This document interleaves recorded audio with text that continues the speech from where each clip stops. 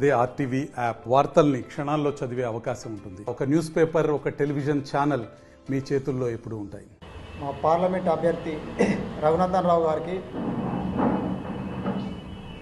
Medak parliament మొత్తంలో కూడా రోజు రోజుకు ప్రజల మద్దతు పెరుగుతూ ఉన్నది. ఎక్కడికి పోయినా కూడా ఇలా ప్రజలందరూ కూడా బ్రహ్మరథం పడుతూ ఉన్నారు.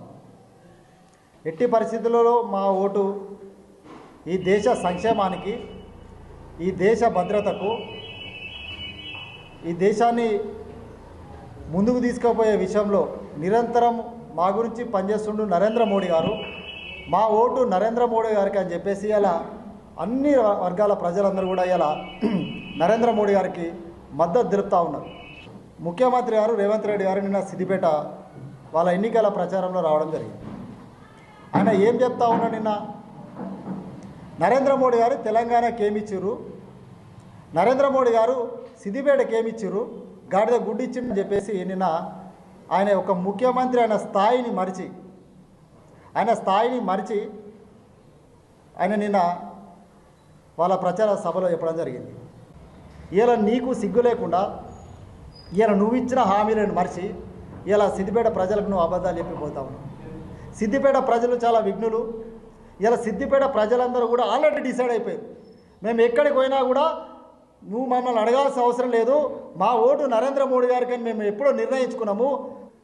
ఇలా వాళ్ళ అభ్యర్థులను చూసినట్టయితే వాళ్ళిద్దరు కూడా ఇలా మ్యాచ్ ఫిక్సింగ్ పాల్పడ్డారు.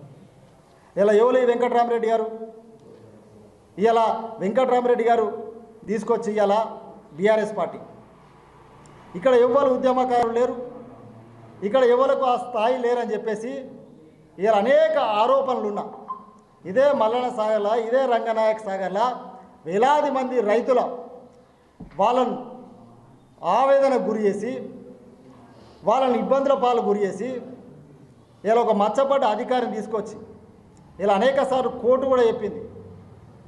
అట్లాంటి వ్యక్తిని తీసుకొచ్చి నువ్వు ఇలా అభ్యర్థిగా నిలబెట్టి హరీష్ రావు గారు ఎట్లా నువ్వు ప్రజలను ఓట్లు అడుగుతున్నావు అని చెప్పేసి అడుగుతా ఉన్నాను. ఇలా మూడవసారి మళ్ళీ నరేంద్ర మోడీ అధికారంలోకి రాబోతా ఉన్నారు. ఈ 10 ఏళ్ల కాలంలో పూర్తి మెజార్టీతో ఉన్నారు మళ్ళీ నరేంద్ర మోడీ గారు.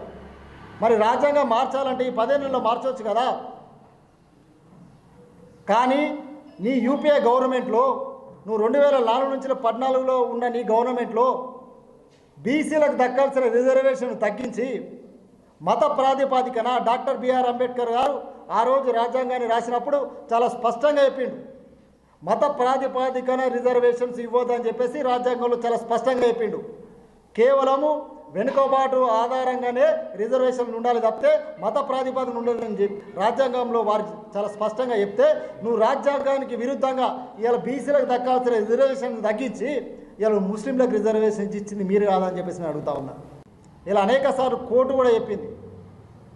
అట్లాంటి వ్యక్తిని తీసుకొచ్చి నువ్వు ఇలా అభ్యర్థిగా నిలబెట్టి హరీష్ రావు గారు ఎట్లా నువ్వు ప్రజలను ఓట్లు అడుగుతున్నావు అని చెప్పేసి నేను అడుగుతా ఉన్నా. ఇలా మూడవసారి మళ్ళీ నరేంద్ర మోడీ అధికారంలోకి రాబోతా ఉన్నారు. ఈ 10 ఏళ్ల కాలంలో పూర్తి మెజార్టీతో ఉన్నారు మళ్ళీ నరేంద్ర మోడీ గారు. మరి రాజ్యాంగం మార్చాలంటే ఈ 10 ఏళ్లలో మార్చవచ్చు కదా. కానీ నీ యూపీఏ గవర్నమెంట్లో నువ్వు 2004 నుంచి 14లో ఉన్న నీ గవర్నమెంట్లో బీసీలకు దక్కాల్సిన రిజర్వేషన్ తగ్గించి మత ప్రాతిపాదికన డాక్టర్ బిఆర్ అంబేద్కర్ గారు ఆ రోజు రాజ్యాంగాన్ని రాసినప్పుడు చాలా స్పష్టంగా చెప్పిండు, మత ప్రాతిపాదికన రిజర్వేషన్స్ ఇవ్వద్దని చెప్పేసి రాజ్యాంగంలో చాలా స్పష్టంగా చెప్పిండు. కేవలము వెనుకబాటు ఆధారంగానే రిజర్వేషన్లు ఉండాలి తప్పితే మత ప్రాతిపాదన ఉండాలని చెప్పి రాజ్యాంగంలో వారు చాలా స్పష్టంగా చెప్తే నువ్వు రాజ్యాంగానికి విరుద్ధంగా ఇలా బీసీలకు దక్కాల్సిన రిజర్వేషన్ తగ్గించి ఇలా ముస్లింలకు రిజర్వేషన్స్ ఇచ్చింది మీరు కాదని చెప్పేసి నేను అడుగుతా ఉన్నా. ఇలా కేవలం ఎట్లైనా వేసి అధికారమే పరవాది. ఇలా మొన్న ఎన్నికల్లో కూడా అనేక అబద్ధాలు చెప్పినాం, ప్రజలు ఓట్లేసిరు, మళ్ళీ అబద్ధాలు చెప్పి మళ్ళీ ఓట్లు వేయించుకుందామని చూస్తున్నావు కదా. ఇలా ప్రజలందరూ కూడా నేను చీత్కరించే పరిస్థితి ఉన్నది. బీఆర్ఎస్ పార్టీ 10 ఏళ్ల తిరస్కరణకు గురైతే నువ్వు 10 నెలలనే తిరస్కరణకు గురయ్యే పరిస్థితి నీది ఉందని చెప్పేసి ఈ సందర్భంగా చెప్తా ఉన్నా. నువ్వు ఎన్ని మభ్యపెట్టినా ఎంత దుష్ప్రచారం చేసినా కూడా ఇలా బీఆర్ఎస్ కాంగ్రెస్ ఈ 2 పార్టీలు కూడా ఖచ్చితంగా ప్రజలు తిరస్కరిస్తారు. చాలా భారీ మెజార్టీతోని రేపు 13 నాడు జరిగే పార్లమెంట్ ఎన్నికల్లో ఖచ్చితంగా మెదక్ నుంచి మేము పూర్తి విశ్వాసంతో ఇలా అబ్కీ బార్ 400 పార్ ఏదైతే నరేంద్ర మోడీ గారు పిలిపించిండో ఆ 400 సీట్లలో ఖచ్చితంగా మెదక్ పార్లమెంట్ సీటు ఉంటుందని చెప్పేసి ఈ సందర్భంగా నేను పూర్తి విశ్వాసంతో ఇలా ప్రజల మద్దతు ఆ విధంగా ప్రజల యొక్క మద్దతు మా వైపు ఉందని చెప్పేసి ఈ సందర్భంగా ఈ రెండు పార్టీలకు కూడా నేను చెప్తా ఉన్నాను. మరిన్ని వీడియోస్ కోసం ఛానల్ ని సబ్స్క్రైబ్ చేయండి, లేటెస్ట్ అప్డేట్స్ కోసం వాట్సాప్ ఛానల్ ని ఫాలో చేయండి అండ్ లింక్ డిస్క్రిప్షన్ లో ఉంది.